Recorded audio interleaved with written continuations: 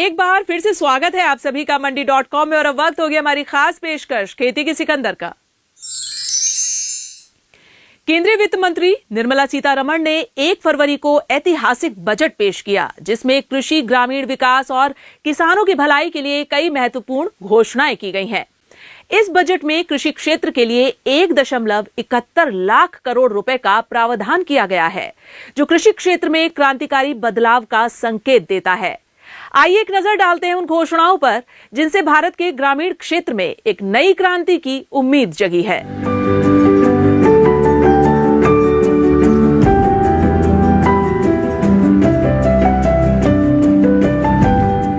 केंद्रीय वित्त मंत्री निर्मला सीतारमण ने 1 फरवरी को रिकॉर्ड लगातार 8वीं बार बजट पेश किया।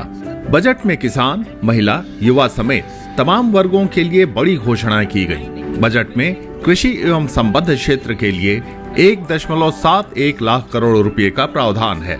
इस बार किसानों के लिए जो घोषणाएं हुई हैं, वो कृषि क्षेत्र और समूची ग्रामीण अर्थव्यवस्था में नई क्रांति का आधार बनेंगी। बजट में प्रधानमंत्री धन धान्य कृषि योजना की शुरुआत की गई, जिसका उद्देश्य देश के कृषि क्षेत्र में क्रांतिकारी बदलाव लाना है। प्रधानमंत्री धन धान्य कृषि योजना में सरकार 100 कृषि जिलों को शामिल करेगी, जहां कम उत्पादकता, कम फसलों की बुआई और औसत से कम ऋण मानदंडों का सामना किया जाता है। Agriculture as the first engine.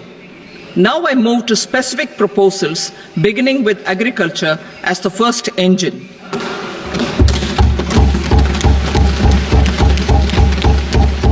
Prime Minister Dhan Dhanya Krishi Yojana, developing agri-districts program.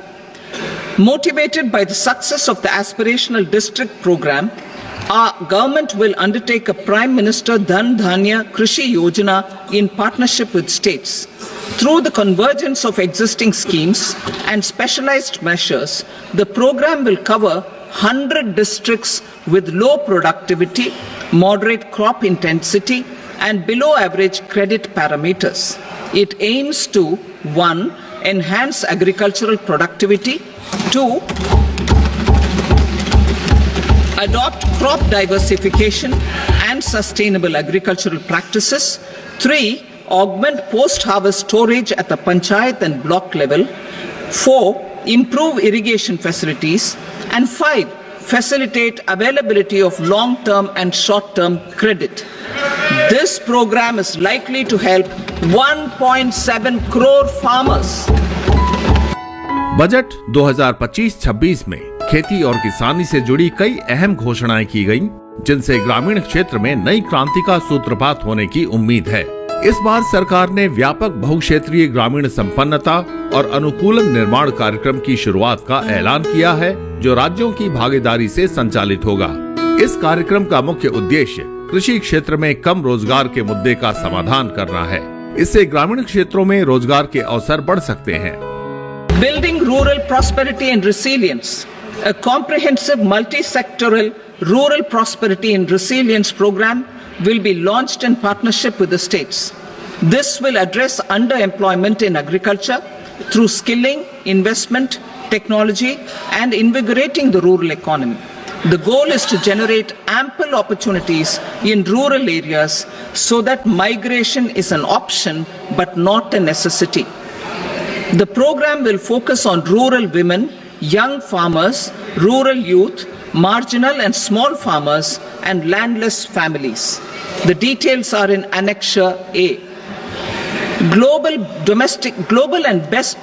Domestic best practices will be incorporated, and appropriate technical and financial assistance will be sought from multilateral development banks. In phase 1, 100 developing agri districts will be covered. Bharat सरकार ने कृषि क्षेत्र में एक और महत्वपूर्ण कदम उठाते हुए राष्ट्रीय खाद्य तिलहन मिशन को लागू करने की घोषणा की है, जिससे खाद्य तेलों और दलहन में आत्मनिर्भरता की ओर नया कदम बढ़ाया जाएगा। सरकार ने विशेष रूप से तुअर, उड़द और मसूर जैसी प्रमुख दलहन पर ध्यान दिया है।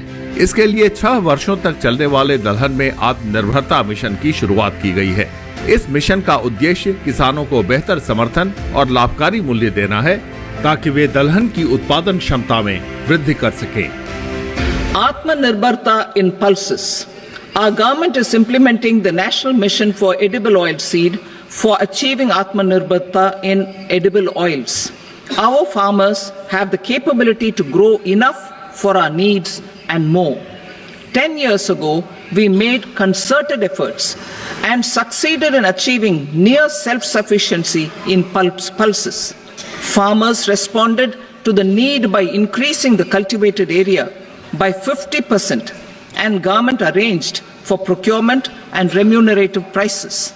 Since then, with rising incomes and better affordability, our consumption of pulses has increased significantly. Our government will now launch a 6-year mission for Atmanirbharta in pulses with a special focus on Tuar, Urad and Masoor. Details are in Annexure B. Central agencies such as NAFED and NCCF will be ready to procure these 3 pulses as much as offered during the next 4 years from farmers who register with these agencies and enter into agreements. For farmers, केंद्रीय वित्त मंत्री निर्मला सीतारमण ने budget में एक और महत्वपूर्ण घोषणा की है, जिसके तहत सब्जियों, फलों और श्री अन्न के उत्पादन और आपूर्ति को बढ़ावा देने के लिए व्यापक कार्यक्रम शुरू किया जाएगा। इस कार्यक्रम का उद्देश्य किसानों को लाभकारी मूल्य सुनिश्चित करना और उनकी आय बढ़ाना है। कार्यक्रम के तहत किसान उत्पादक संगठनों और सहकारी समितियों को भी भागीदार बनाया जाएगा। ये कदम देश में पोषण संबंधी जागरूकता और स्वस्थ समाज के निर्माण की दिशा में महत्वपूर्ण पहल है। Comprehensive program for vegetables and fruits. It is encouraging that our people are increasingly becoming aware of their nutritional needs.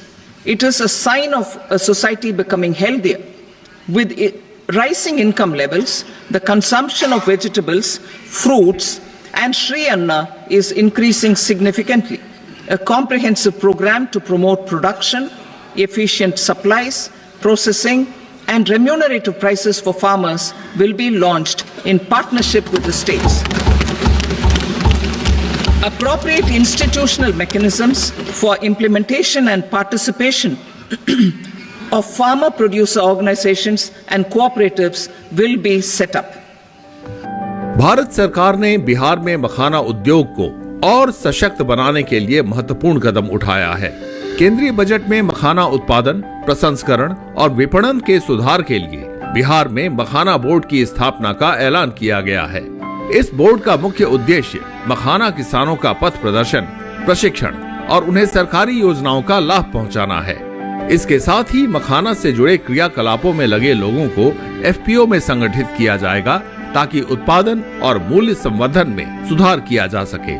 ये कदम बिहार के मखाना उद्योग को नई दिशा देने के साथ किसानों की आय में वृद्धि की दिशा में महत्वपूर्ण पहल है। Makhana board in Bihar. For this, there is a special opportunity for the people of Bihar.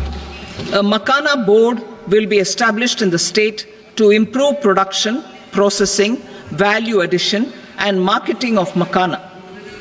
The people engaged in these activities will be organized into FPOs. The board will provide hand-holding and training support to Makhana farmers and will also work to ensure they receive the benefits of all relevant government schemes. Budget में राष्ट्रीय उच्च पैदावार बीज mission के कार्यान्वयन की भी बात की गई है, जिसका मुख्य उद्देश्य उच्च पैदावार, कीट प्रतिरोधी और जलवायु अनुकूल बीजों का विकास और प्रसार करना है। इस मिशन में अनुसंधान को बढ़ावा देते हुए 100 से अधिक बीजों की किस्मों को वाणिज्यिक स्तर पर उपलब्ध कराया जाएगा। ये कदम किसानों को बेहतर बीज उपलब्ध कराकर उनकी उत्पादकता को बढ़ाने और कृषि में स्थिरता लाने की दिशा में अहम भूमिका निभाएगा। A national mission on high-yielding seeds will be launched, aimed at 1.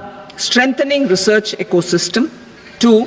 Targeted development and propagation of seeds with high yield, pest resistance and climate resilience, and 3. Commercial availability of more than 100 seed varieties released since July 2024. वित्त मंत्री निर्मला सीतारमण ने इस budget में किसान, महिला और युवा सहित कई वर्गों के लिए खास घोषणाएं की हैं, जिनमें से कृषि क्षेत्र के लिए कई ऐतिहासिक पहल शामिल है। यहां रुकेंगे एक और छोटे से ब्रेक के लिए। ब्रेक से जब हम वापस आएंगे तो आपको दिखाएंगे कि किस तरह सरकार के नए प्रावधान से किसानों की स्थिति को मजबूत करेगी और कृषि क्षेत्र को सशक्त बनाएगी।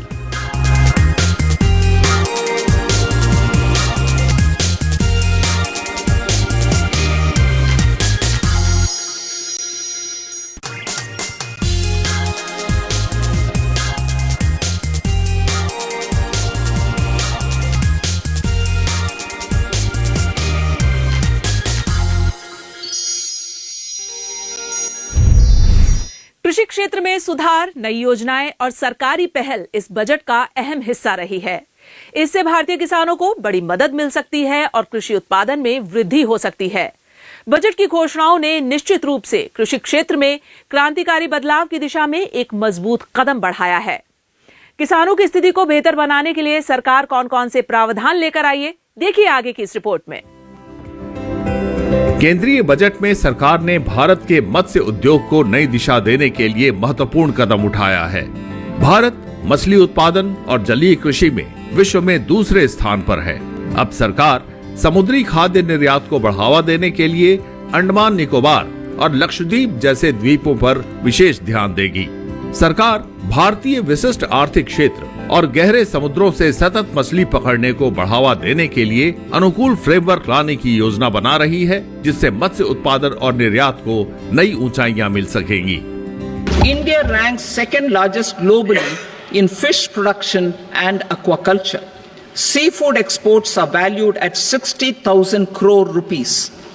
To unlock the untapped potential of the marine sector, our government will bring in an enabling framework for sustainable harnessing of fisheries from Indian exclusive economic zone and high seas, with a special focus on the Andaman and Nicobar and Lakshadweep islands. Budget 2025-26 में कपास उत्पादकता mission की घोषणा की गई है, जो विशेष रूप से कपास उगाने वाले किसानों के लिए बड़ी पहल है। ये पंचवर्षीय मिशन में कपास की उत्पादकता को बेहतर बनाने में मदद करेगा, साथ ही कपास की अधिक लंबे रेशे वाली किस्मों को बढ़ावा देगा। किसानों को विज्ञान और प्रौद्योगिकी की सर्वोत्तम सहायता प्रदान की जाएगी, जिससे उनकी आय में वृद्धि होगी और वस्त्र क्षेत्र के लिए गुणवत्तापूर्ण कपास की निरंतर आपूर्ति सुनिश्चित होगी। For the benefit of lakhs of cotton growing farmers, I am pleased to announce a mission for cotton productivity. This 5-year mission will facilitate significant improvements in productivity and sustainability of cotton farming and promote extra long staple cotton varieties. The best of science and technology support will be provided to farmers. Aligned with our integrated 5F vision for the textile sector, this will help in increasing incomes of the farmers and ensure a steady supply of quality cotton for rejuvenating India's traditional textile sector. केंद्र सरकार ने किसानों को राहत देने के लिए कई महत्वपूर्ण घोषणाएं की हैं। किसान क्रेडिट कार्ड के माध्यम से ऋण सीमा को बढ़ाने की योजना है, जिससे 7.7 करोड़ किसानों, मछुआरों और डेयरी किसानों को 3 लाख के बजाय 5 लाख रुपए तक कर्ज मिल सकेगा। इस कदम से किसानों को अधिक वित्तीय सहायता मिलेगी, जो उनकी आर्थिक स्थिति को मजबूत करने में मदद करेगी। इसके अलावा यूरिया उत्पादन में आत्मनिर्भरता को बढ़ावा देने के लिए असम में एक नया यूरिया संयंत्र स्थापित किया जाएगा, जिसकी वार्षिक उत्पादन क्षमता 12.7 लाख मीट्रिक टन होगी। इससे यूरिया की आपूर्ति में वृद्धि होगी और कृषि क्षेत्र में खाद की पर्याप्तता सुनिश्चित की जाएगी। Kisan credit cards facilitate short-term loans for 7.7 crore farmers, fishermen and dairy farmers. The loan limit under modified interest subvention scheme will be enhanced from 3 lakh rupees to 5 lakh rupees for loans taken through the KCC. For Atmanirbharta in urea production, our our government had reopened 3 dormant urea plants in the eastern region.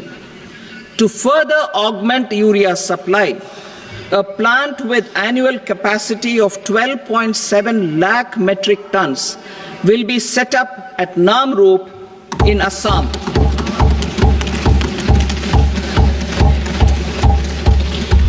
कुल मिलाकर इस बार का budget कृषि क्षेत्र के लिए ऐतिहासिक साबित हो सकता है, क्योंकि इसमें किसानों की स्थिति सुधारने और कृषि उत्पादन को बढ़ावा देने के लिए कई महत्वपूर्ण घोषणाएं की गई हैं। प्रधानमंत्री धन धान्य कृषि योजना से लेकर दलहन में आत्मनिर्भरता मिशन तक हर कदम किसानों की आय बढ़ाने और उनकी उत्पादकता को सशक्त बनाने की दिशा में है।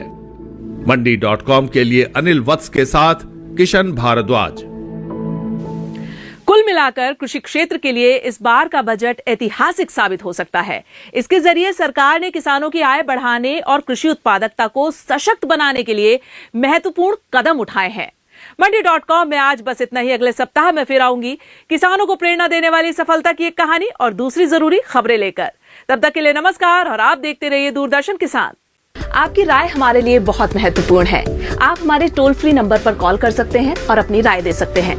साथ ही आप ईमेल के जरिए भी हमें अपनी राय दे सकते हैं। हमारा ईमेल पता है ncdexmandi@gmail.com।